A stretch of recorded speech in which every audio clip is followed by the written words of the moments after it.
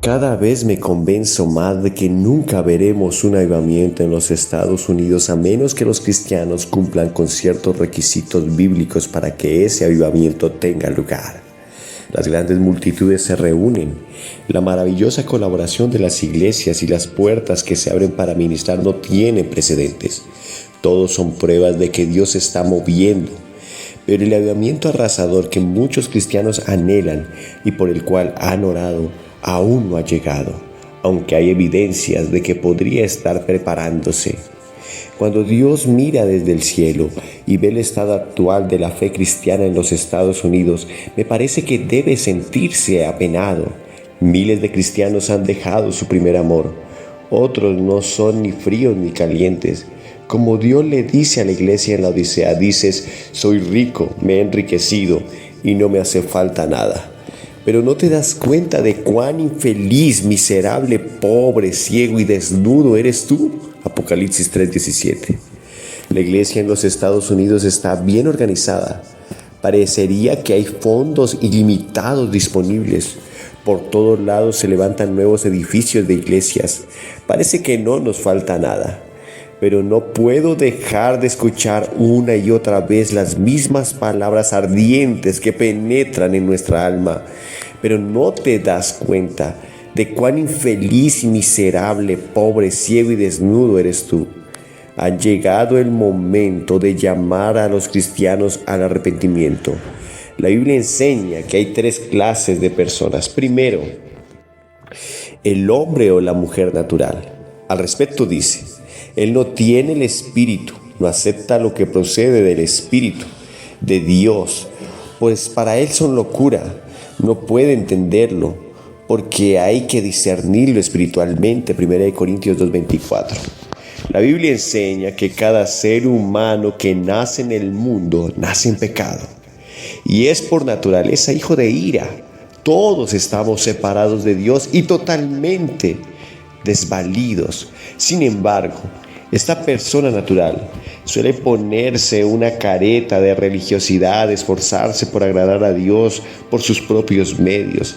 Las personas naturales pueden orar e ir a la iglesia, quizás ser religiosas, pero su religión suele ser una religión de obras, de vivir una vida correcta, de esforzarse por hacer las cosas lo mejor posible.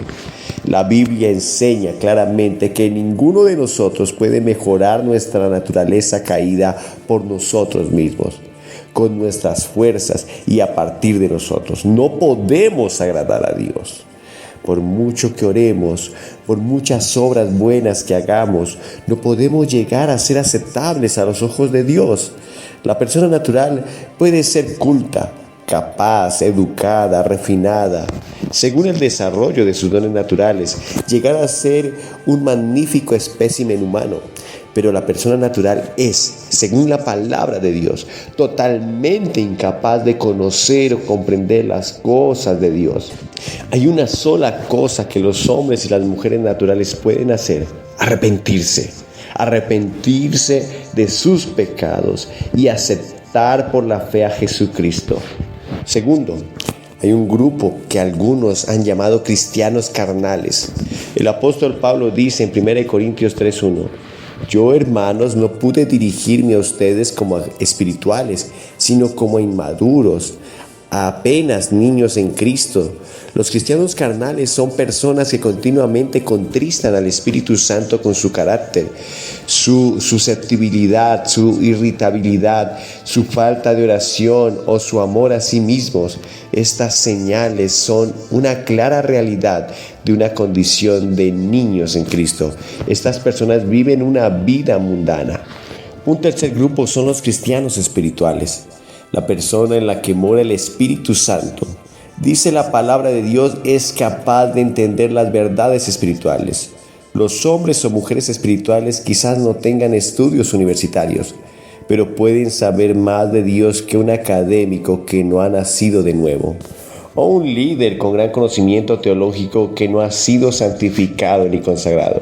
Para el cristiano espiritual se abre todo un espectro de conocimiento espiritual del que el mundo no sabe nada y de que el cristiano mundano solo puede tener una muy vaga idea.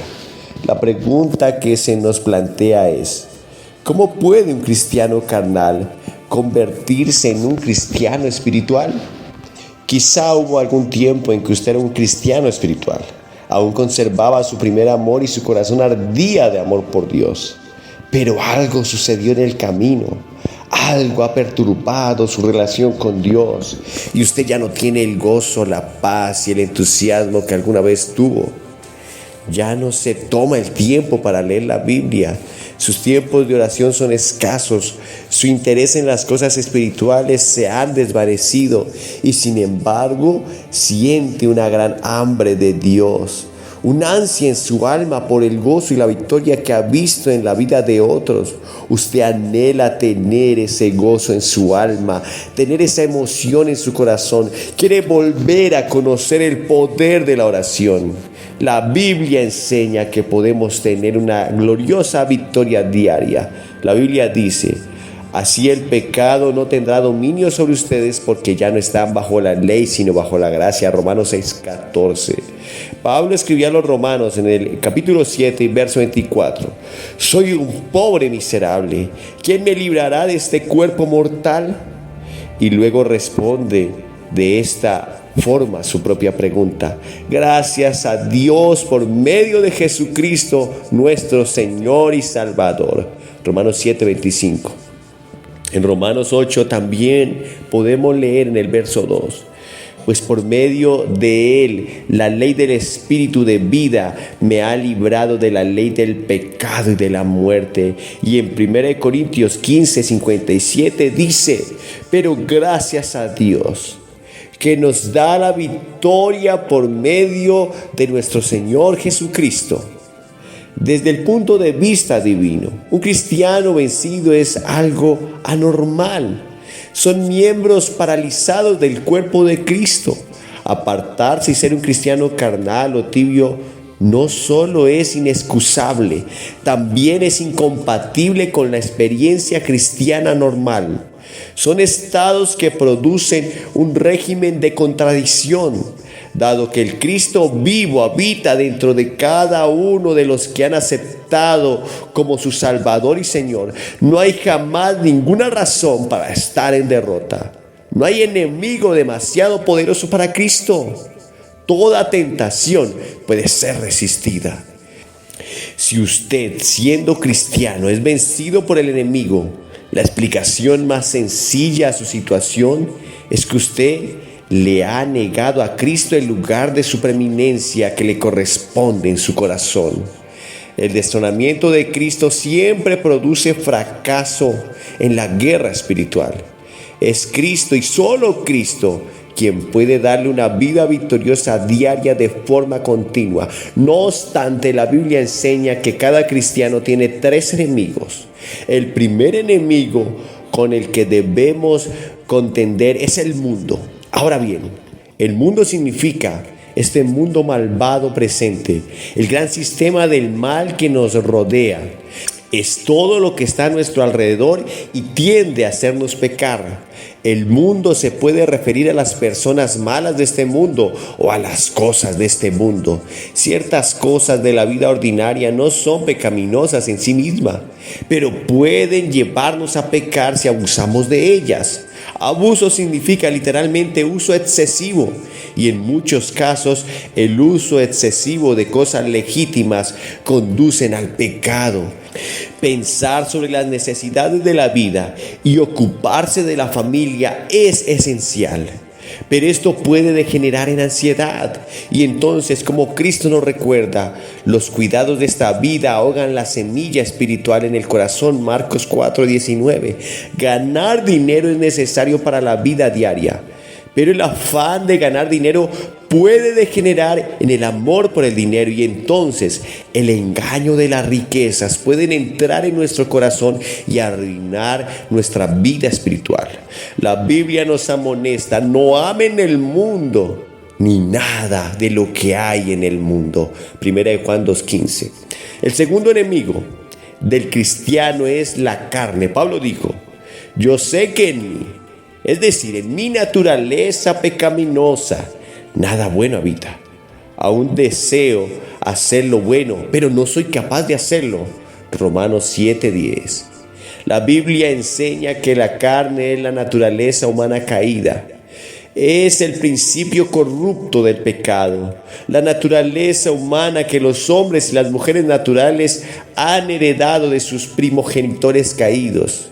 Es el punto donde se inician esos horribles pecados que tan fácilmente arruinan el gozo del cristiano y su testimonio. Los pecados del mal temperamento, la irritabilidad, el mal humor, la envidia, el orgullo, el egoísmo, la falta de perdón, la ansiedad y la preocupación, la brusquedad, las quejas, la crítica, la lujuria. Todas estas cosas son características de la carne. El tercer enemigo del cristiano es el diablo, a quien Pablo llama el que gobierna las tinieblas, Efesios 2:2. La Biblia enseña que el diablo es una persona real. Su objetivo es derrotar la voluntad de Dios en el mundo, la iglesia y el cristiano. Es el incansable enemigo del alma humana. Debe ser enfrentado y vencido. Gracias a Dios, por medio de la victoria de Jesús en la cruz, este poderoso enemigo ha sido totalmente y finalmente aniquilado. Un día todo el mundo verá la total consumación del triunfo de Cristo. Mientras tanto, Satanás está muy ocupado en el mundo, a veces presentándose como ángel de luz, 2 Corintios 11:14, y otras como un león rugiente buscando a quien devorar, 1 Pedro 5:8. Estos entonces son nuestros tres enemigos: el mundo, la carne y el diablo. La actitud del cristiano ante estos tres se resume en una palabra: renunciar. No debe haber negociación, ni concepciones, ni dudas. La renuncia absoluta es el único camino posible para que el cristiano tenga una vida victoriosa.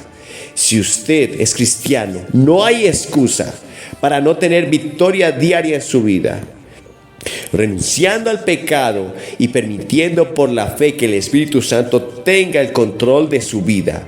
Si usted es aún una persona natural, es decir, si nunca ha conocido el gozo y la paz que da Jesús, usted puede recibir el perdón si se aparta de su pecado y acepta por la fe a Cristo como Señor y Salvador. Usted puede conocer la paz con Dios que solo Cristo puede dar.